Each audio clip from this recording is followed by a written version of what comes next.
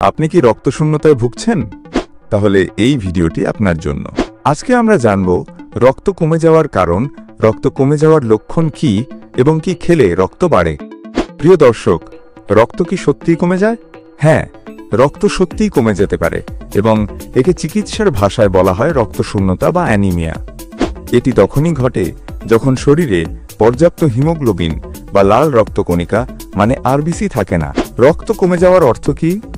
রক্ত মানে কেবল তরল নয়, এতে থাকে লোহিত রক্তকণিকা মানে আরবিসি ও শ্বেতকণিকা মানে ডব্লিউবিসি এবং প্লাজমা।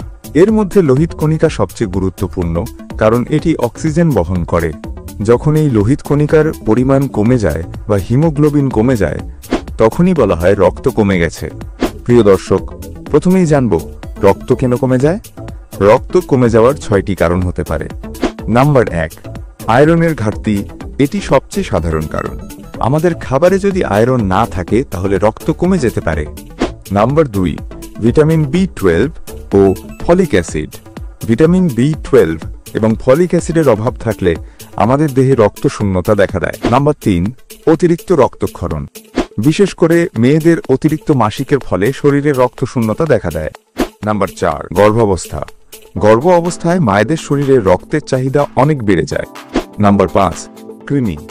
কৃমি আমাদের শরীরের ভেতরে রক্ত শুষে নেয়, ফলে এর কারণে আমাদের রক্তশূন্যতা দেখা দেয়। নাম্বার 6, পুষ্টিহীনতা। খাদ্য তালিকায় আয়রন বা প্রোটিন না থাকলে আমাদের দেহে রক্তশূন্যতা দেখা দেয়। তাহলে কি করে বুঝব আমাদের দেহে রক্ত কমে গেছে? প্রিয় দর্শক, 5টি লক্ষণ দেখলে বুঝতে পারবো আমাদের দেহে রক্ত কমে গেছে। নাম্বার 1, সবসময় দুর্বল ও ক্লান্তি অনুভব করা। নাম্বার 2, মাথা ঘোরা বা মনোযোগ কমে যাওয়া। নাম্বার 3, হৃৎপিণ্ড দ্রুত ধকধক করা। নাম্বার 4, হাত পা ঠান্ডা ও নিস্তেজ হয়ে যাওয়া। নাম্বার 5, চোখের নিচে ফ্যাকাশে হয়ে যাওয়া। নাম্বার 6, চাইলে আপনি খুব সহজে রক্ত কম কিনা তা জানতে পারেন রক্ত পরীক্ষার মাধ্যমে, যেমন সিবিসি ও এইচবি মানে হিমোগ্লোবিন টেস্ট করার মাধ্যমে। প্রিয় দর্শক, রক্ত কমে গেলে চিকিৎসা ও পুষ্টিকর খাবারের মাধ্যমে এটি আবার স্বাভাবিক অবস্থায় ফিরিয়ে আনা সম্ভব। Iron, folic acid, vitamin B12 ইত্যাদি নিয়মিত খেলে এবং চিকিৎসকের পরামর্শ নিলে রক্ত বাড়ে। তাই এখন আমরা জানব কোন খাবার খেলে শরীরে রক্ত বাড়ে। নাম্বার 1, কলিজা। গরুর বা মুরগির কলিজায় অধিক আয়রন থাকে, যা আমাদের শরীরে হিমোগ্লোবিন বাড়াতে খুবই কার্যকর। Number 2, beetroot. বিটরুট প্রচুর পরিমাণে আয়রন ও ফলিক অ্যাসিড সমৃদ্ধ একটি ফল, তাই বিটরুট রক্ত তৈরি করার দারুণ একটি ফল। নাম্বার 3, ডিম।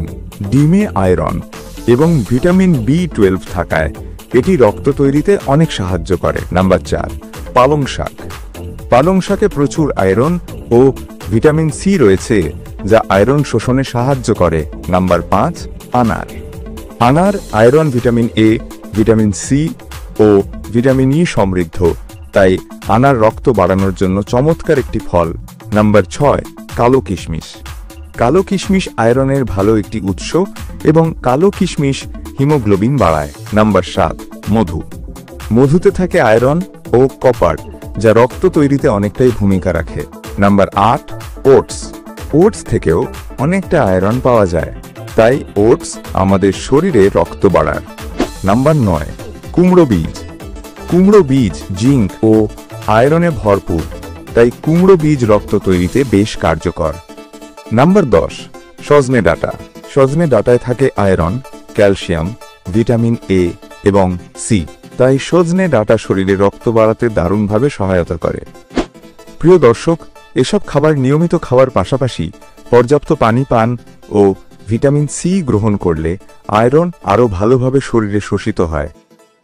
এরকম আরও ভিডিও পেতে চ্যানেলটি সাবস্ক্রাইব করুন এবং ভিডিওটি ভালো লাগলে একটি লাইক করুন।